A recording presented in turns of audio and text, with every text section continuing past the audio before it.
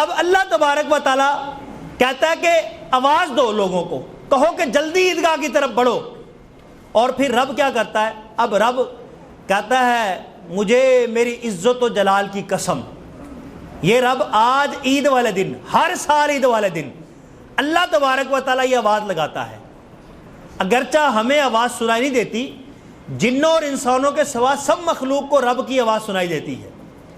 ہمیں سنائی نہیں دیتی، لیکن حدیث کے اندر آیا ہے، صحیح حدیث کے اندر حضور نے فرمایا ہے لیکن آواز آتی ہے، ہمیں سنائی نہیں دیتی. عید والے دن اب آج آواز آ رہی ہے، اے میرے بندو مجھے میرے عزت و جلال کی قسم تم آج مجھ سے دنیا کی جو چیز مانگو گے میں تمہیں عطا فرماؤں گا. آخرت کے معاملے میں جو مانگو گے میں تمہارے ساتھ بھلائی کا معاملہ کروں گا. اللہ کہتا ہے مجھے میری عزت کی قسم، میری جلال کی قسم، مجھے میری بزرگی کی قسم، عیدگاہ کی طرف نکلو، آج میں تمہیں مجرموں کے ساتھ رسوا نہیں کروں گا، میں تم سے راضی ہو گیا ہوں، تم مجھ سے آج راضی ہو گئے ہو. یہ اللہ تعالیٰ آج کے دن ہمیں عیدی عطا فرماتا ہے. یہ انعام کے طور پہ امت مسلمہ کی بخشش ہوتی ہے. ایک یہ انعام ملتا ہے، جس طرح بچے کو کہتے ہیں آج بتاؤ کتنی عیدی چاہیے، تو بچہ کہتا ہے ابو جی اتنی چاہیے، چاچو جی اتنی چاہیے، ماموں اتنی عیدی چاہیے، تو منہ مانگے ہم دام بچے کو خوش کرنے کے لیے دیتے ہیں. آج اللہ بھی پوچھتا ہے بتاؤ کیا چاہیے. میری عزت کی قسم، 3 قسمیں اٹھاتا ہے، میری جلال کی قسم اور میری مجھے بزرگی کی قسم، مانگو کیا مانگتے ہو، آج جو مانگو گے میں تمہیں عطا فرماؤں گا. یہ اللہ تعالیٰ عیدی دے رہا ہے. اور پھر آخر میں کہتا ہے میں نے بخش دیا ہے، میں تم سے راضی ہو گیا ہوں، تم مجھ سے راضی ہو گئے ہو.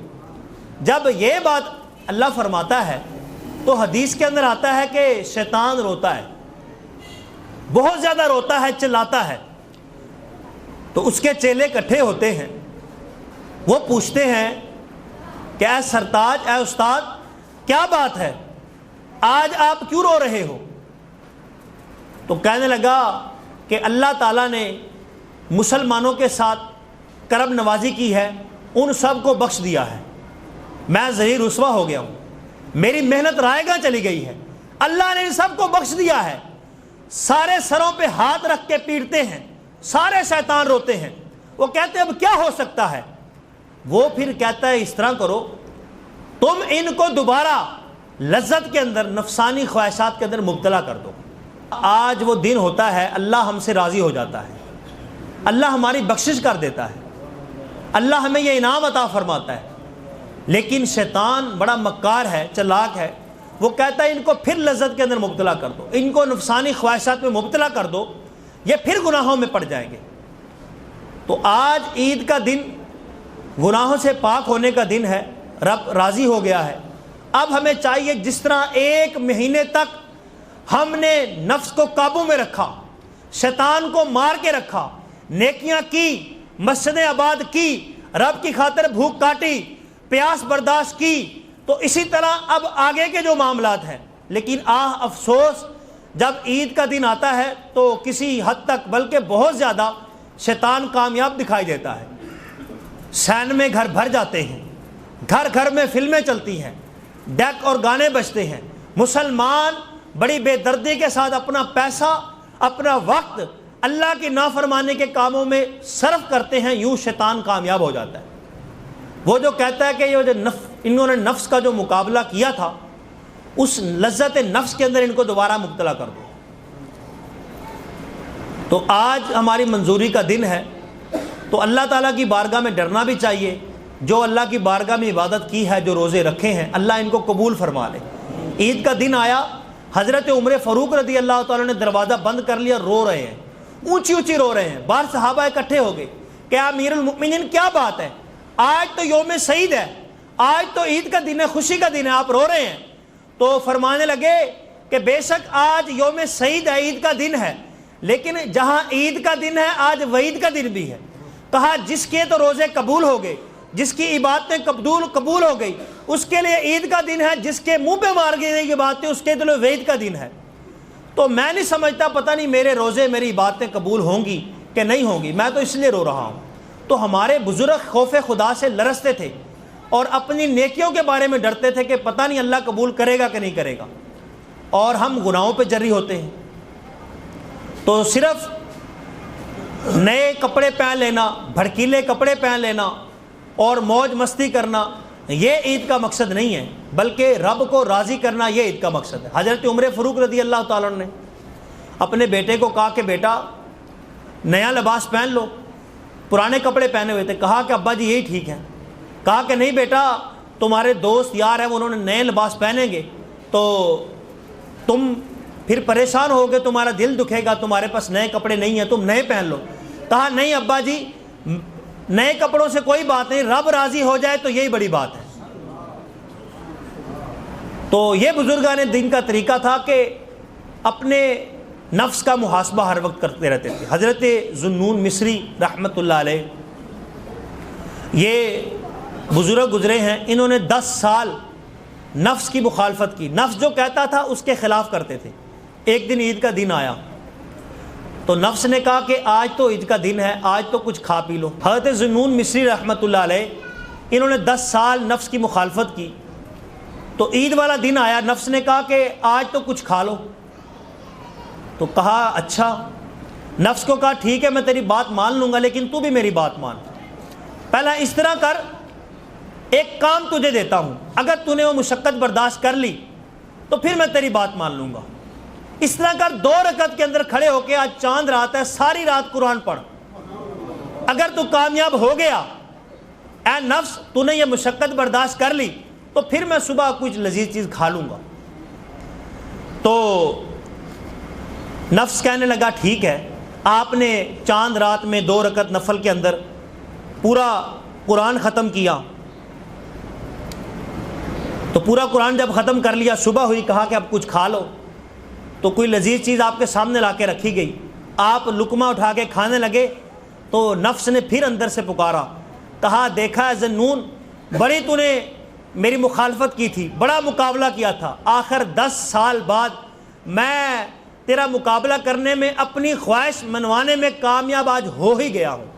تو آپ نے لقمہ چھوڑ دیا، تو وہ نفس کی خواہش پوری کرنے سے رک گئے، آپ نے وہ لذیذ لقمہ نہ کھایا۔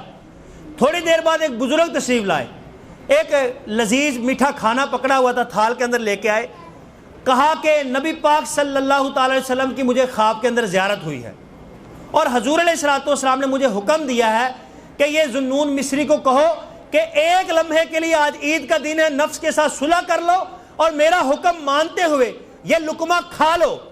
حضرت ذوالنون مصری نے جب سنا کہ میرے آقا کا حکم ہے تو حضرت ذوالنون مصری رحمۃ اللہ علیہ نے کہا لبیک، میرے آقا کا حکم آیا ہے۔ تو حضور علیہ الصلوۃ والسلام کے کہنے پہ وہ لذیذ کھانا کھا لیا۔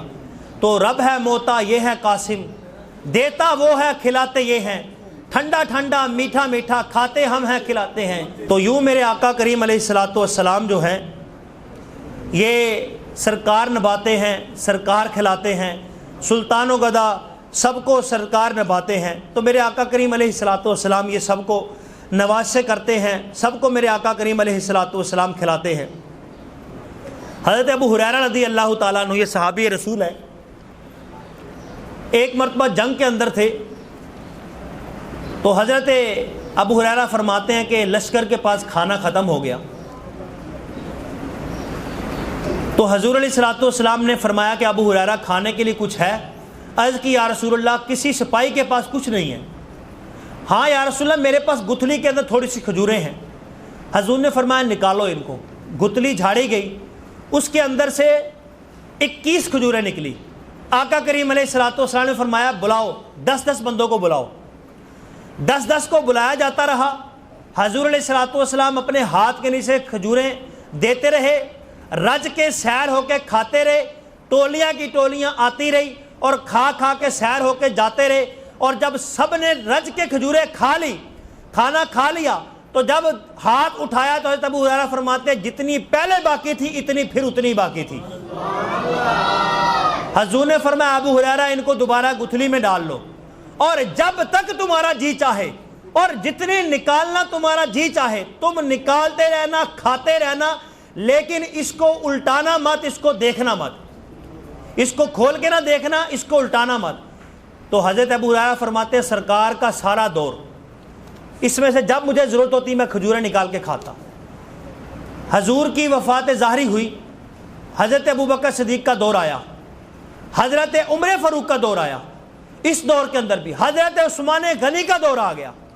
کہا 1000 من کھجوریں میں نے اس گتھلی سے نکال کے کھا لی، اور اس سے کئی گنا زیادہ میں نے لوگوں میں تقسیم کر دی، لیکن آج تک کھجوریں ختم نہ ہوئی۔ جب حضرت عثمان غنی رضی اللہ تعالیٰ عنہ کو شہید کیا گیا تو وہ افراتفری کے عالم کے اندر ان کی گتھلی چوری ہو گئی، وہ کہیں گر گئی، ان کو بڑا افسوس ہوا۔ کہا وگرنہ جب تک گتھلی میرے پاس رہی تو 1000 من سے زیادہ میں کھجوریں کھا چکا تھا، اور اس سے کئی من زیادہ میں لوگوں میں تقسیم کر چکا تھا۔ کون دیتا ہے دینے کو منہ چاہیے، دینے والا ہے سچا ہمارا نبی۔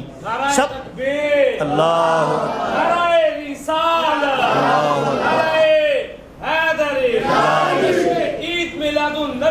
زندہ باد۔ تو حقیقت یہ ہے کہ ہمارے سرکار عطا فرماتے ہیں، سرکار ہی کھلاتے ہیں، سرکار ہی نباتے ہیں۔ 3 طالب علم تھے مدینہ شریف کے اندر، ایک امام طبرانی جو وقت کے بہت بڑے محدث ہیں، ایک امام مقری اور ایک امام ابو شیخ۔ یہ تینوں بہت بڑے حدیث کے امام ہیں اور اپنے وقت کے ولی ہیں۔ تو یہ تینوں جب طالب علم تھے مدینہ شریف کے اندر حدیث یاد کرتے تھے تو ان کے اوپر فاقہ کے دن گزرتے تھے۔ یہ روزے پہ روزے رکھتے تھے، روزے پہ روزے رکھ کے بھوک سے نڈھال ہو گئے، کمزور ہو گئے، اور جسم نے سکت چھوڑ دی، اب جان باقی نہ رہی۔ حضور علیہ الصلوۃ والسلام کے روزے ان پہ آ کے گر گئے، اے آقا الجوع الجوع، یا رسول اللہ بھوک نے ستا دیا ہے، اب پڑھا نہیں جاتا، اب چلا نہیں جاتا، اب یا رسول اللہ بولا نہیں جاتا، روزے جتنے رکھ سکتے تھے رکھ لیے، اے مالک اب اور کچھ نہیں ہوتا، یا رسول اللہ کچھ کرم فرمائے، کچھ کھانے کا انتظام فرمائے۔ یہ دعا مانگ کے گڑ گڑا کے گھر گئے۔ اب عید کا دن تھا، جب گھر گئے تو گھر ابھی جا کے بیٹھے ہی تھے، پڑے ہوئے تھے بھوکے پیاسے، تو دروازہ کھڑکھڑایا کسی بزرگ نے، کہا تم نے آقا کریم علیہ الصلوۃ والسلام سے گزارش کی تھی، حضور ابھی ابھی میرے خواب کے اندر آئے۔ حضور نے فرمایا جاؤ میرے دین کے 3 طالب علم ہیں فلاں مکان کے اندر، وہ بھوک سے پڑے لیٹے ہوئے ہیں، جاؤ ان کو اٹھاؤ، جو گھر کے اندر کھانا فوری پہنچاؤ۔ کہا کہ یہ آقا کریم علیہ الصلوۃ والسلام نے تمہیں عطا فرمایا ہے، یہ نذرانہ ہے، تھوڑا قبول کر لو، اس وقت جو جلدی میں بن سکا یہی ہے، وگرنہ تمہاری خدمت تو اچھی کرنی تھی، کھانا تو اچھا لانا تھا، لیکن فی الوقت جلدی کے اندر حضور نے حکم دیا ہے تو یہ کھانا ہے، قبول کر لو۔ تو یوں آقا کریم علیہ الصلوۃ والسلام کی دیکھیں نگاہ کرم کہاں تک جاتی ہے، اور حضور علیہ الصلوۃ والسلام پھر ڈیوٹی لگاتے ہیں تو ہر طرف بھیڑ ہے، ہر طرف مدینے میں بھیڑ ہے فقیروں کی، ایک دینے والا ہے کل جہاں سوالی ہے۔ ہر طرف مدینے میں بھیڑ ہے فقیروں کی، ایک دینے والا ہے کل جہاں سوالی ہے۔ میں ان کے در پہ پڑا رہوں گا، پڑے ہی رہنے سے کام ہوگا، میں ان کے در پہ پڑا رہوں گا، پڑے ہی رہنے سے کام ہوگا، نگاہ رحمت ضرور ہوگی، طعام کا انتظام ہوگا۔ تو میرے آقا کریم علیہ الصلوۃ والسلام اپنے ہر امتی کو نوازتے ہیں، ہر امتی کو خصوصی نظر و کرم عنایت فرماتے ہیں۔ ایک اور آخری واقعہ بڑا دلچسپ ہے میرے آقا کی عطا کا، نوازش کا، اور حضور علیہ الصلوۃ والسلام کے اختیارات کا دیکھیں کیسا دلچسپ واقعہ ہے۔ اس کے بعد پھر انشاءاللہ بیان ختم ہو جائے گا۔ ایک دفعہ میں پھر اعلان کرتا ہوں کہ 7:15 تقریباً ہو چکے ہیں، مسجد اور مدرسے میں نیچے والے حال میں اب جگہ تقریباً باقی نہیں رہی۔ جو مرد حضرات تشریف لا رہے ہیں مدرسے والی گلی میں سے اوپر چھتوں پہ چلے جائیں، دونوں حالوں میں اوپر مردوں کے لیے جگہ موجود ہے، مدرسے والی گلی کی طرف سے آئیں، مدرسے کی پوڑیوں سے اوپر چلے جائیں۔ اور میری مائیں بہنیں ان کی خدمت میں گزارش ہے یہ بھی جلدی جلدی تشریف لائیں، وقت بہت تیزی کے ساتھ قریب لگ چکا ہے، صرف 15 منٹ باقی رہ گئے ہیں جماعت کھڑی ہونے میں۔ مسجد کی طرف سے میری مائیں بہنیں تشریف لائیں اور مسجد کی سیڑھیاں استعمال کرتے ہوئے اوپر مسجد کی چھتوں میں، مسجد کے اوپر والے حال میں تشریف لے جائیں۔ تو عرض کر رہا تھا میرے آقا کریم علیہ الصلوۃ والسلام کی عطا دیکھیں، نوازش دیکھیں۔ ایک بندہ تھا غریب، وہ مسجد میں آ گیا، عرض کیا مالک و مولا کتنے دن ہو گئے ہیں اور کتنے مہینے ہو گئے ہیں، اتنے عرصے سے کبھی گوشت نہیں کھایا، یا اللہ گوشت کھانے کی بڑی تمنا ہے، اتنے دن سے سوکھی پھیکی روٹی کھا رہا ہوں، اے مالک و مولا کوئی بندوبست کر دے۔ پاس ہی ایک اور نمازی بیٹھا تھا جو بڑا مالدار تھا. اس نے فوراً ذہن کے اندر بدگمانی کی. ہمارے ساتھ بھی اس طرح ہوتا ہے کہ جب کوئی معاملہ ہو, کوئی کام ہو, ہم بجائے اچھی سوچ سوچنے کے فوراً الٹا سوچتے ہیں.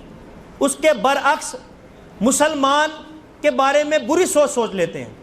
تو یہ دو کام ہیں, ایک ہے اچھی سوچ سوچنا, ایک ہے بری سوچ سوچنا. اچھی سوچ یہ حسن ظن ہے, یہ اسلام کی زینت ہے, یہ نبی علیہ الصلوۃ والسلام کی سنت ہے. اس میں بہت ثواب بھی ہے اور برکت بھی ہے. ایک ہے برا سوچنا مسلمان کے بارے میں.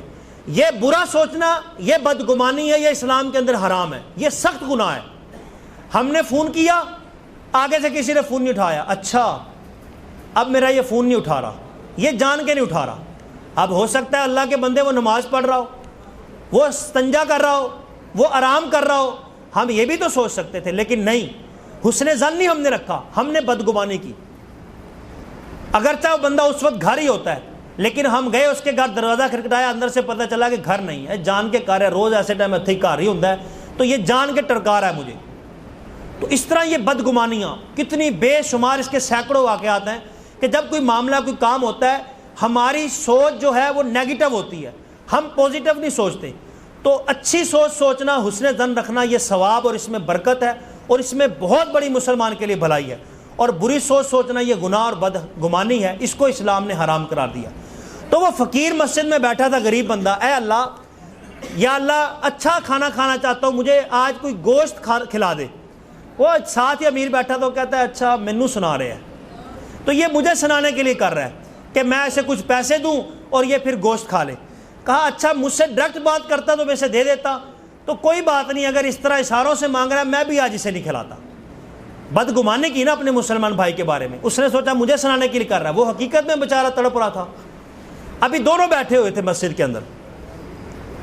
روایت کے اندر آتا ہے کہ اتنے میں ایک بندہ تھال لے کے آ گیا, برتن کے اندر گوشت, روٹی, سالن, پلاؤ وغیرہ, میٹھا, نمکین, سب کچھ ہے. اس نے کہا کہ یہ تمہارے لیے ایک تحفہ ہے, یہ لنگر ہے, تھوڑا سا ہم نے پکایا, تم بھی کھا لو.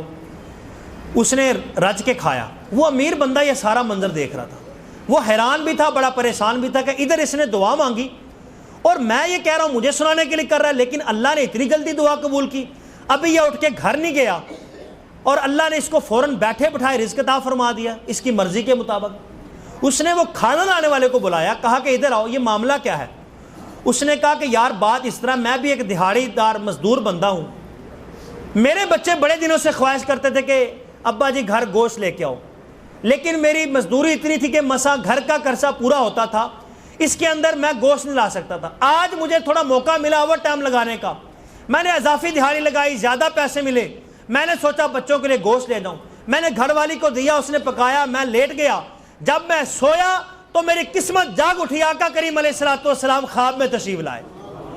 کہا تیری مسجد کے اندر, محلے کی مسجد میں ایک ہمارا غلام بیٹھا ہے, جو سالن آج تو کھانا چاہتا ہے وہ بھی وہی خواہش رکھتا ہے, جا اس میں سے کچھ حصہ اس کو دے دے, تیرے بچوں کے لیے بھی وہ بچا دے گا, لہذا تو دے دے, میں تجھے کل قیامت میں جنت کے اندر اپنے ساتھ لیتا جاؤں گا.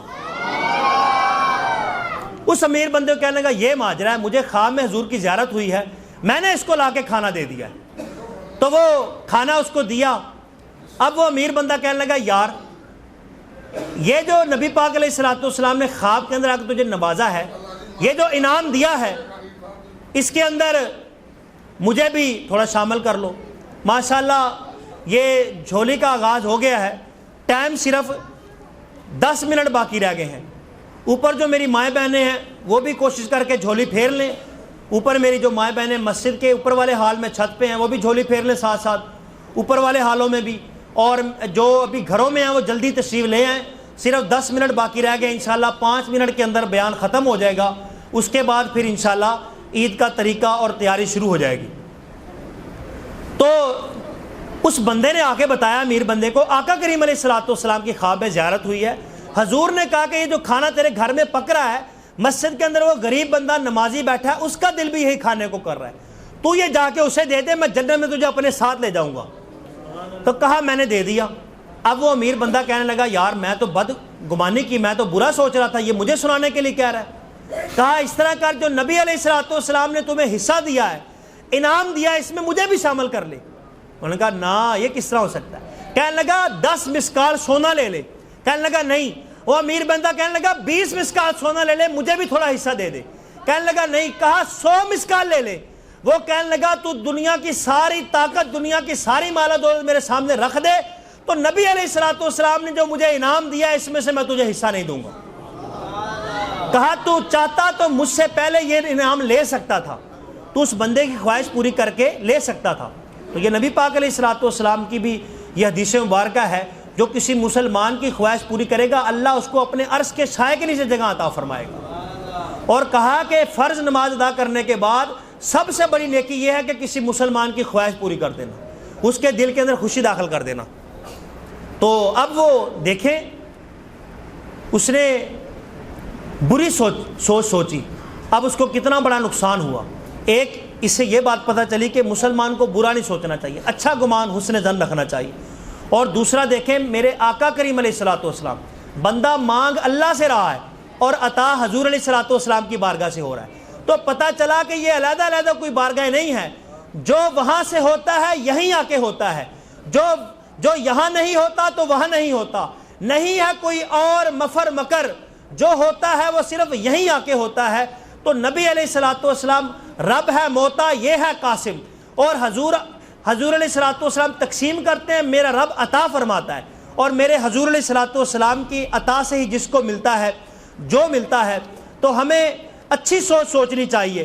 تو آقا کریم علیہ الصلوۃ والسلام نے یہی حکم دیا ہے, بدگمانی جو ہے یہ گناہ ہے, یہ اس سے نقصان ہوتا ہے, اچھی سوچ میں بڑا فائدہ ہے. بندہ اگرچہ بندے کی سوچ کے الٹ بھی کام ہو, لیکن اگر بندہ حسن ظن رکھے تو اس کے اندر بڑی برکت ہے. کہتے ہیں کہ ایک جگہ پہ چند ڈاکو تھے, وہ مال لوٹنے کے لیے جا رہے تھے, راستے میں ان کو رات ہو گئی, تو ایک مسافر خانہ نظر آیا. انہوں نے کہا کہ یار رات ادھر گزار لیتے ہیں. ڈاکو لٹیروں نے کہا رات اس مسافر خانے میں گزار لیتے ہیں. مسافر خانے کا جو مالک تھا وہ بڑا نیک تھا, کہا کہ ہم اللہ کے راہ میں نکلے ہوئے نیک بندے ہیں, تم ہمیں یہاں پہ رات گزارنے دو. ڈاکو نے جھوٹ بولا کہ ہم اللہ کی راہ میں نکلے مسافر ہیں, تم ہمیں رات گزارنے دو. اس نے بڑی خدمت کی کہ اللہ کے نیک بندے ہیں, مسافر ہیں, قافلے پہ نکلے ہوئے ہیں, اللہ کی راہ میں جہاد کر رہے ہیں. اس نے خوب خدمت کی, ان کو اچھے بستر دیے, اچھا سہولت دی, رہنے کی آرام کے کمرے دیے. تو اس مالک کا, مسافر خانے کا جو مالک تھا, اس کا ایک مزدور بچہ تھا. تو کچھ جو کھانا بچ گیا تھا ان چوروں کا, ڈاکوؤں کا, اس مالک نے, مسافر خانے کے مالک نے اپنے مزدور بچے کو یہ سمجھ کے کھلایا کہ یہ اللہ کے نیک بندے ہیں, ان کے جھوٹے کے اندر شفا ہوگی, کھانا کھلا دیا. چوروں نے ساری رات گزاری, صبح ہوئی, مال لوٹا, چھاپے مارے, جہاں جہاں وہ ڈکیٹیاں کرنی تھی کی, پھر وہیں پہ واپس آئے. کہنے لگے ایک رات اور ادھر گزارتے ہیں, بڑی موج لگی ہوئی ہے, یہاں پہ اچھی خدمت ہوئی, اچھا کھانا ملا ہے, صبح کو پھر یہاں سے چلیں گے. تو جب رات کو آئے تو وہ جو کل مزدور بچہ تھا مسافر خانے کے مالک کا, وہ مزدور تھا, آج دیکھا وہ چل پھر رہا ہے, وہ ادھر ادھر دوڑ رہا ہے. وہ مالک کو بلایا, کہا ادھر آؤ, یہ وہ تیرا بچہ نہیں کل جو مزدور تھا؟ کہا ہاں یہ میرا ہی بچہ ہے. تو کہا یہ پھر راتوں رات صحیح کس طرح ہو گیا؟ اس نے کہا کہ یہ کوئی کمال نہیں, یہ سب آپ کا کمال ہے. انہوں نے کہا ہمارا کیا کمال ہے؟ انہوں نے کہا آپ اللہ کے نیک بندے ہو, اللہ کی راہ میں نکلے ہو, راہ خدا کے مسافر ہو. آپ نے جو رات کھانا بچایا تھا اس کا کچھ لقمے میں نے اپنے بیٹے کو کھلائے, نیت کہ یہ اللہ کے نیک بندوں کا بچا ہوا کھانا ہے, اس میں برکت ہے, اس میں شفا ہے. جب میں نے اپنے بچے کو کھلایا, سویا تو معذور تھا, جب صبح اٹھا تو اللہ تعالیٰ نے صحت عطا فرما دی تھی, وہ تندرست ہو گیا تھا. اب تھے وہ ڈاکو, وہ اس نے حسن ظن رکھا, اس نے اچھی سوچ رکھی کہ اللہ کے راہ کے مسافر ہیں. وہ رونے لگ گئے سارے. انہوں نے کہا کہ ہمارا کوئی کمال نہیں, ہم تمہیں اپنی حقیقت بتائے, ہم ڈاکو ہیں, پیچھے بھی مال لوٹ کے آ رہے ہیں, آگے بھی مال لوٹنے جا رہے ہیں. تو یہ تم نے حسن ظن رکھا, ہمارے رب کی اتنی عطا, ہم اتنے بڑے مجرم, ہماری اتنی بڑی نافرمانی, اس کے باوجود میرے رب کی اتنی عطا کہ انہوں نے ہمارے جھوٹے کے اندر تیرے حسن ظن کی رکھنے کی وجہ سے تیرے معذور بچے کو شفا عطا فرما دی. تو وہ گڑ گڑائے, روئے, اللہ کی بارگاہ میں توبہ کی, وہ نیک بن گئے. تو اب اس سے یہ دیکھیں, پتہ چلا اس واقعے سے کہ حسن ظن کے اندر کتنی برکت ہے. تھے وہ ڈاکو, لیکن اس نے ان کو اللہ کا نیک بندہ سمجھا, راہ خدا کا مسافر سمجھا, ان کا جھوٹا کھلایا تو اللہ تعالیٰ نے اس میں شفا رکھ دی. کس وجہ سے؟ یہ ڈاکوؤں کا جھوٹا اس وجہ سے نہیں, اس بندے کے حسن ظن رکھنے کی وجہ سے کہ اس نے اس میرے نیک بندے سمجھ کے وہ کھانا اپنے بچے کو کھلایا، اس حسن ظن کی وجہ سے اللہ نے اس کے معذور بچے کو شفا عطا فرما دی۔ تو یہ ہمارا آج اسلام کا، ہمارا یہ آج کا پیغام، یہ درس ہے کہ ہم اپنی زندگیوں کے اندر نکھار چاہتے ہیں، سکون چاہتے ہیں، تو اچھی سوچ سوچیں، حسن ظن رکھیں، مسلمان کے بارے میں نیگیٹو سوچ نہ رکھیں، بری سوچ نہ رکھیں، بدگمانی نہ کریں، یہ سراسر گناہ اور نقصان کا باعث ہے۔ اگر معاملہ برعکس بھی ہو، وہ جان کے بھی فون نہ اٹھا رہا ہو تو کوئی بات نہیں، آپ تو اچھی سوچ رکھ سکتے ہیں، یار فون نہیں اٹھا رہا کوئی بات نہیں، نماز پڑھ رہا ہوگا، نہیں اٹھا رہا کوئی بات نہیں، سو رہا ہوگا، نہیں اٹھا رہا کھانا کھا رہا ہوگا، یار واش روم کے اندر ہوگا، اچھی سوچ سکتے ہیں۔ تو بجائے بدگمانی کرنے کے یہ جان کے نہیں اٹھا رہا۔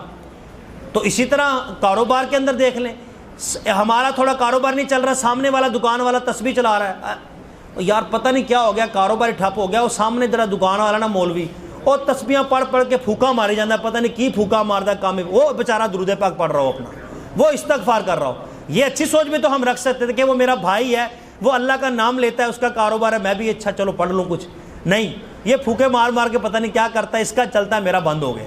تو اس طرح ساس بہو کو دیکھ لیں گھروں کے اندر، اتنی بدگمانیاں، اتنی نیگیٹو سوچ، ہمارے گھروں کا ماحول، ہمارا معاشرہ، ہماری گھریلو زندگی، سب کے اندر ناچاکیاں، نفرتیں، اور یہ سارا یہ معاملہ بدگمانی کی وجہ سے، بری سوچ کی وجہ سے۔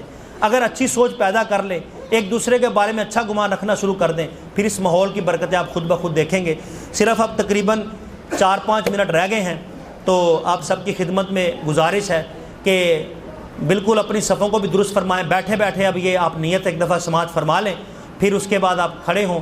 تو 2 رکعت نماز واجب، یہ 2 رکعت نماز عید کی واجب ہوتی ہے، 2 رکعت نماز واجب عید الفطر، اس کے اندر 6 تکبیریں زائد ہوتی ہیں، تو کہتے ہیں 7 زائد 6 تکبیروں کے، 2 رکعت نماز واجب عید الفطر 7 زائد 6 تکبیروں کے۔ تو 3 تکبیریں پہلی رکعت کے اندر، 3 دوسری رکعت کے اندر۔ طریقہ یہ ہوگا، اللہ اکبر کہہ کے نیت باندھ لیں گے، میں بھی سبحان اللہ پڑھوں گا تو آپ بھی سبحان اللہ پڑھیں گے۔ سبحانک اللہ ثنا پڑھنے کے بعد امام تکبیر لگائے گا، اللہ اکبر، تکبیر لگا کے ہاتھ چھوڑ دینے ہیں، پھر دوسری تکبیر ہوگی، کانوں تک ہاتھ اٹھانے ہیں، پھر ہاتھ چھوڑ دینے ہیں، تیسری تکبیر ہوگی، ہاتھ باندھ لینے ہیں، امام قرات کرے گا، آپ نے خاموشی سے سننا ہے، الحمدللہ پڑھی جائے گی، سورت پڑھی جائے گی، پوری رکعت اسی طرح ہو جائے گی۔ پھر دوسری رکعت کے اندر پہلے امام قرآن پڑھے گا، قرات پڑھنے کے بعد پھر 3 تکبیریں لگائی جائیں گی، تو پہلی رکعت میں پہلے، بعد والی رکعت میں بعد میں تکبیریں۔ تو یہ یاد رکھنا ہے، پہلی رکعت میں قرآن پڑھنے سے پہلے، بعد والی رکعت میں قرآن پڑھنے کے بعد تکبیریں لگانی۔ تو اللہ اکبر ہوگی تو ہاتھ چھوڑ دیں۔